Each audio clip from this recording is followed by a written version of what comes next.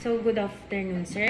So first, I'm going to show you the emergency go bag and how to assemble it.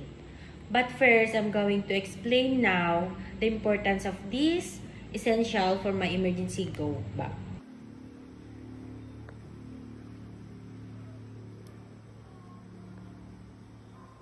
First thing we need is 1 liter of water.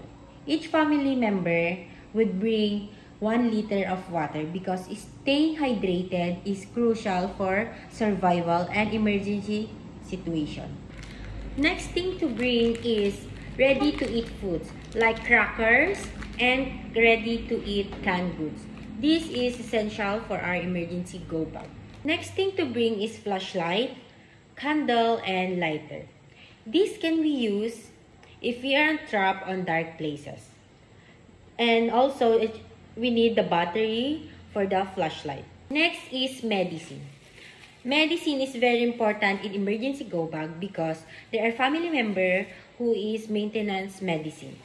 This can be used for the family member or each of the family of. Next is radio.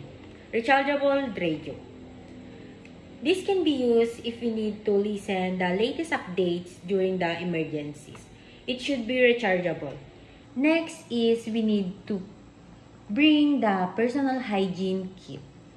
Maintaining personal hygiene is very essential for us to prevent the illness and infection for us. We need the toothbrush, Colgate, deodorant, alcohol, and etc.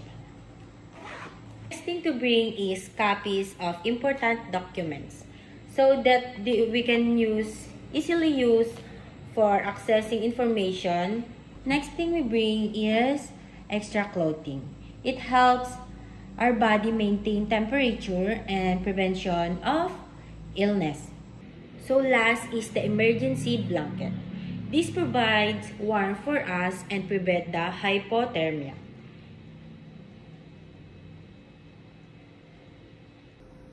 So these are the things that we need to bring to the emergency go bag. The canned goods, the 1 liter of water, the personal hygiene, the first aid kit, the medicine, flashlight, candles, and lighter, documents, rechargeable radio, extra clothing, wallets with cash, and emergency blanket.